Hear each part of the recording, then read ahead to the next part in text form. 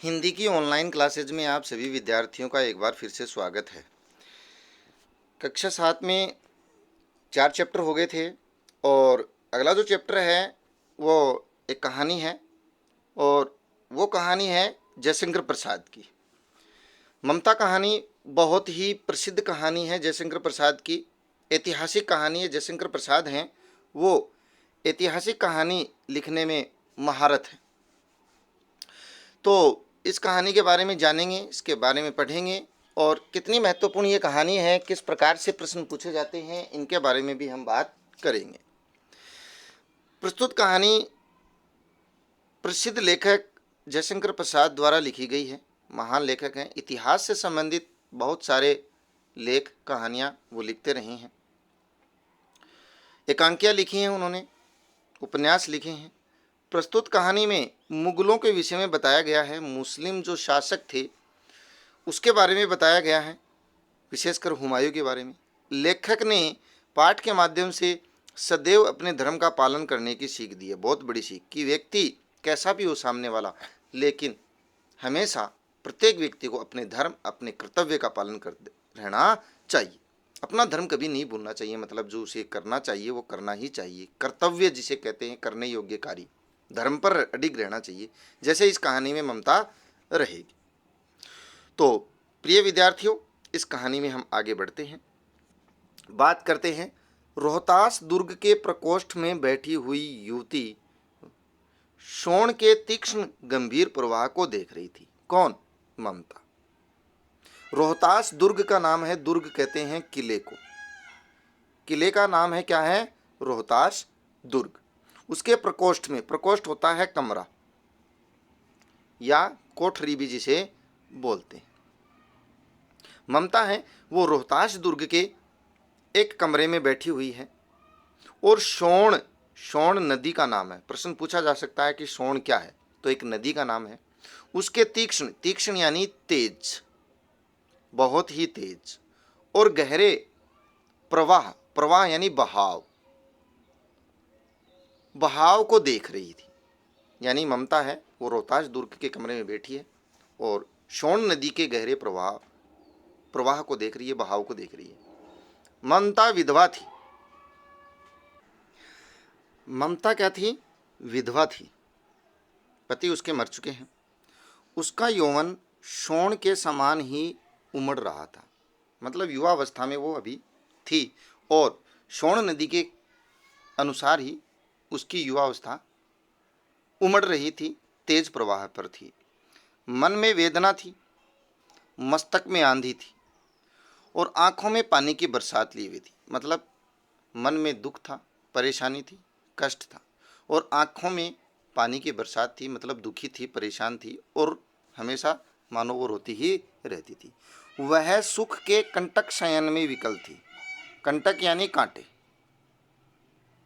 सुख के कांटों की निद्रा में दुखी थी, सो रही थी। मतलब सुख था, राजा महाराजा की यहाँ पल रही है, एक राजा के मंत्री की बेटी है, लेकिन दुख है विधवा होने का। उस विधवा होने के कांटे रूपी शयन में वो व्याकुल थी और दुखी थी। वह रोहतास दुर्गपति, मतलब रोहतास दुर्ग के महामंत्री या मंत्री चूड़ामणि की अकेली दुहिता थी, मतलब बेटी थी। दुहिता मतलब पुत्री थी। फिर उसे या उसके लिए कुछ अभाव होना तो असंभव था। भाई मंत्री की बेटी है, उसके लिए कोई भी अभाव, कोई भी कमी नहीं थी, परंतु वह विधवा थी। और सब जानते हैं हिंदू विधवा संसार में सबसे तुच्छ और निराश्रय प्राणी माना जाता है। मतलब जिसको कोई आश्रय नहीं देता है, कोई जिसको सहारा नहीं देता है। हिंदू संसार में विधवा होने पर किस प्रकार से उसके साथ व्यवहार किया जाता है, ये समाज सब जानता है। समाज उसके साथ कैसा व्यवहार करता है। तब उसकी विडंबना का अंत कहाँ, तब उसके दुख का अंत कहाँ। चाहे वो मंत्री की बेटी है, चाहे सारे सुख हैं उसे, लेकिन दुख है तो एक ही बात का। किस बात का? कि वह विधवा है। चूड़ामणि ने चुपचाप उसके प्रकोष्ठ में प्रवेश किया। चूड़ामणि मतलब उसके पिता चुपचाप कमरे के अंदर आते हैं। वह शोण के प्रवाह में, यानी उस नदी के प्रवाह में, उसके कलनाद में अपना जीवन मिलाने को बेसुध थी। उसकी बेटी जो ममता है वो उस शोण नदी में मानो कूद जाना चाहती है और उसके शोर में अपने जीवन को मिला देना चाहती है, समाप्त कर देना चाहती है। पिता का आना न जान सकी, पिता कब आए कमरे में उसे पता भी नहीं चला। चूड़ामणि व्यथित हो उठे, दुखी हो उठी। क्यों दुखी हो उठे? अपनी बेटी के दुख को देखते हुए वो दुखी हो उठे। स्नेह पालिता, बड़े प्रेम से पाली हुई, प्यार से पाली हुई पुत्री के लिए क्या करें वो, यह स्थिर न कर सके थे कि वो अपनी बेटी के लिए वो क्या कर सकते हैं। इस संसार का कौन सा ऐसा सुख है जो अपनी बेटी को ला करके दें, ये वो सोचते ही रह गए। लौटकर बाहर चले गए, अपनी बेटी को देख करके वापस चले गए। ऐसा प्राय होता, लगभग ऐसा ही होता कि अपनी बेटी को दुखी देखते और वापस चले जाते। आज मंत्री के मन में बड़ी दुश्चिंता थी। दुश्चिंता मतलब बुरी चिंता थी, गहरी चिंता थी, दुख का भाव था कि बेटी के लिए वो क्या करे। पैर सीधे ही नहीं पड़ रहे थे, अर्थात सही ढंग से चला भी नहीं जा रहा था। एक पहर बीत जाने पर, एक पहर में 3 घंटे उठते हैं और एक दिन में 8 पहर होते हैं। 8 पहर 24 घंटे में। तो एक पहर बीत जाने पर वे फिर ममता के पास आए। उस समय उनके पीछे 10 सेवक चांदी के बड़े थालों में कुछ लिए हुए थे, खड़े थे। क्या है उन युवकों के पास चांदी के थाल में? कितने ही मनुष्यों के पद शब्द सुन ममता ने घूम करके देखा। बहुत सारे लोग जब आए तो उनके पैरों की आवाज़ सुन करके, पद शब्द यानी पैरों की आवाज़ सुन करके ममता ने पीछे घूम करके देखा। मंत्री ने सब थालों को रखने का संकेत किया और सभी उनके नौकरों ने उन थालों को नीचे रख दिया। अनुचर थाल रख करके चले गए। चले जाते हैं और क्या करते? ममता ने पूछा, यह क्या है पिताजी? मंत्री जी कहते हैं, तेरे लिए उपहार है बेटी, उपहार है तुम्हारे लिए। कहकर चूड़ामणि ने आवरण उलट दिया। आवरण यानी जो ढका हुआ था एक प्रकार से पर्दा, उन बर्तनों के ऊपर जो पर्दा लगा रखा था ढक करके वो हटा दिया कि ये सब तुम्हारे लिए क्या है? उपहार है। स्वर्ण का पीलापन उस सुनहरी संध्या में विकीर्ण होने लगा, मतलब चमकने लगा। वो जो सोना था, पीला सोना, वो उस सुनहरी संध्या में मानो चमक उठा। ममता चौंक उठी, इतना स्वर्ण कहाँ से आया? चुप रहो ममता, यह तुम्हारे लिए। पिताजी ने कहा उसके कि ये तुम्हारे लिए सोना है, उपहार है। तो क्या आपने मलेच्छ का उत्कोच स्वीकार किया? मलेच्छ, मलेच्छ यानी मुगल, और उत्कोच यानी रिश्वत, रिश्वत, घूस। तो वो कहती है कि क्या आपने मुगल सेनापति से रिश्वत ले ली?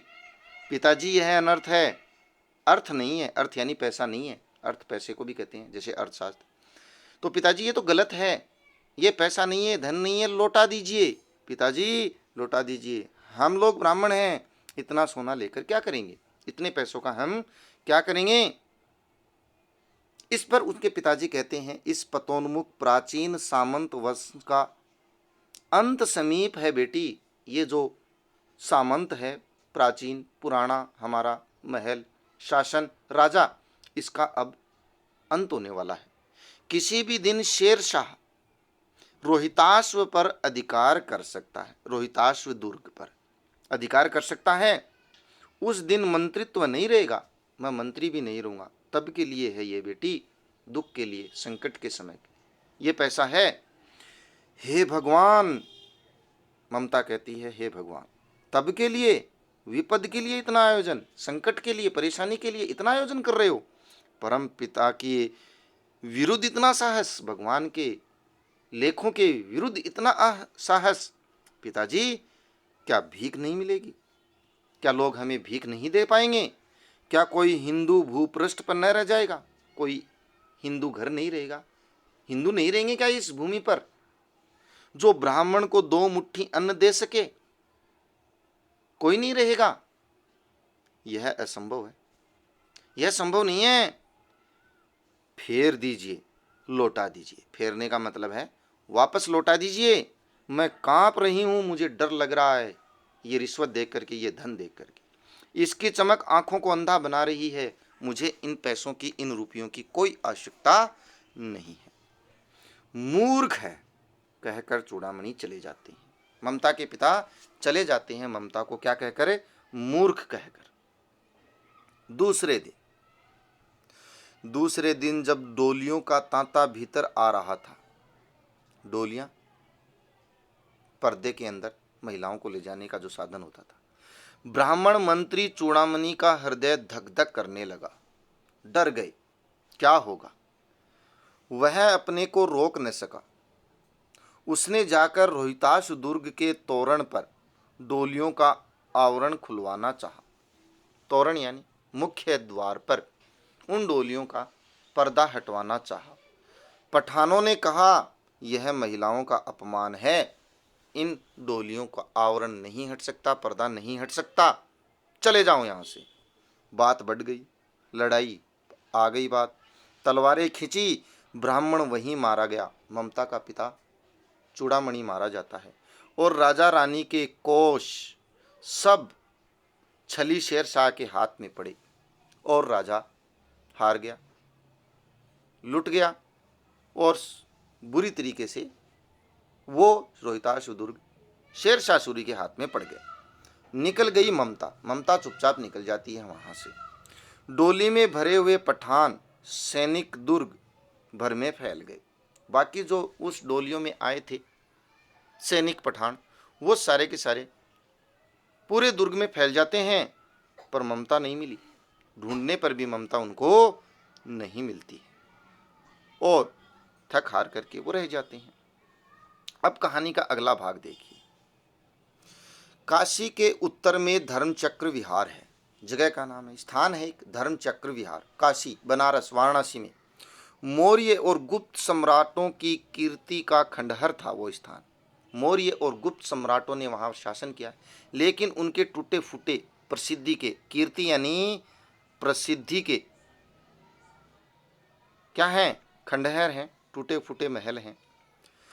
भग्न टूटे हुए चूड़ा यानी शीर्ष, चोटी, तृण गुल्मों, मिट्टी के उन गुल्मों में ढके हुए प्राचीन ईंटों के ढेर में बिखरी हुई भारतीय शिल्प की विभूति।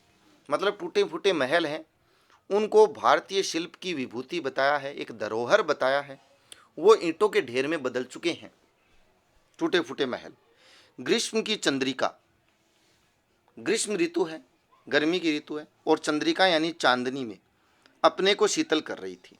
वो भारतीय शिल्प विभूति उस ग्रीष्म ऋतु के चांदनी में अपने आप को मानो ठंडा कर रही थी। मतलब यही है कि काशी का इलाका है, धर्मचक्र विहार का स्थान है, जहाँ भारतीय बड़े सम्राट मौर्य और गुप्तों के टूटे फूटे महल हैं और उन टूटे फूटे महलों के ऊपर चंद्रमा चमक रहा है। जहाँ पंचवर्गीय गौतम भिक्षु गौतम का उपदेश ग्रहण करने के लिए पहले मिले थे। गौतम, ऋषि गौतम भिक्षु के रूप में जहाँ उपदेश ग्रहण किया गया था, उसी स्तूप के, एक स्तूप होता है बौद्ध धर्म में बड़ा सा ऊंचा सा स्थान जहाँ वो पूजा पाठ करते थे, उसको स्तूप कहते हैं। उसके भग्नावशेष, उसके टूटे फूटे स्थान पर उसकी मलिन यानी गंदी छाया में एक झोपड़ी के दीपालोक में एक स्त्री पाठ कर रही थी। मतलब एक झोपड़ी है उसी खंडहर के बीच, और उस झोपड़ी में दीप के आलोक में यानी दिए के आलोक में, प्रकाश में एक स्त्री पाठ कर रही है। संस्कृत में है, अनन्यास चिंतयन्तो माये जना पर्युपास्ते। और वो पाठ रुक जाता है बीच में। क्यों रुका? पाठ रुक गया।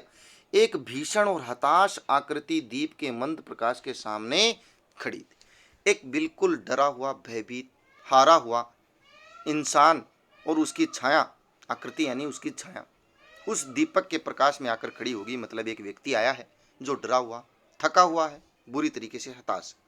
स्त्री उठी, उसने कपाट बंद करना चाहा कि ये आदमी अंदर घुसे नहीं, परंतु उस व्यक्ति ने कहा, माता मुझे आश्रय चाहिए, मुझे थोड़ा सा यहाँ पर विराम करना है, थोड़ी देर यहाँ पर आराम करना है, रुकना है।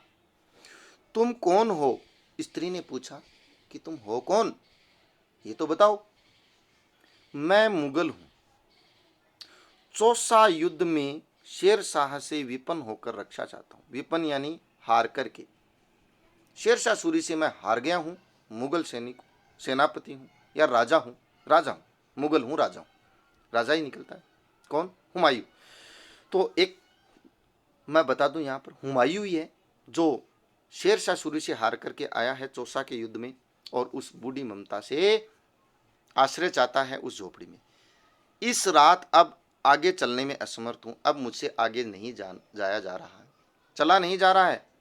क्या शेर शाह से? स्त्री ने ओठ काट लिए गुस्से से कि शेर शाह से हार गए? हाँ माता, मैं शेर शाह से हार गया। मुगल राजा ये उत्तर देता है।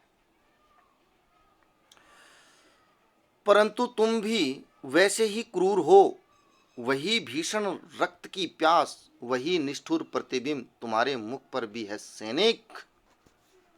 ममता कहती है कि तुम भी तो वैसे ही अत्याचारी लग रहे हो, तुम भी तो वैसे ही लग रहे हो लोगों की हत्या करने वाले। भीषण रक्त की प्यासा या प्यास तुम्हारे चेहरे पर दिखाई दे रही है, तुम भी निष्ठुर हो, तुम्हारे अंदर भी दया नहीं है, और वही चेहरा, कठोर चेहरा मुझे दिखाई दे रहा है। ये ममता कहती है मेरी झोपड़ी में तुम्हारे लिए कोई स्थान नहीं है, वो कह देगी। आगे क्या होगा कहानी में, इसके लिए हम कहानी का अगला पार्ट लेकर के आएंगे। ममता उसको स्थान देगी या नहीं देगी, हुमायूं किस प्रकार से अपनी रक्षा करेगा और आगे क्या होगा, इसके बारे में जानने के लिए हम एक और वीडियो मिलेंगे। वीडियो लंबा न बने, आसानी से आप इसको पढ़ सको। कहानी बहुत ही महत्वपूर्ण, अच्छी है, आकर्षक है और अच्छे से आप पढ़ सको। मैं समझता हूँ कि आपको ये वीडियो पसंद आया होगा और कहानी समझ में आ रही होगी।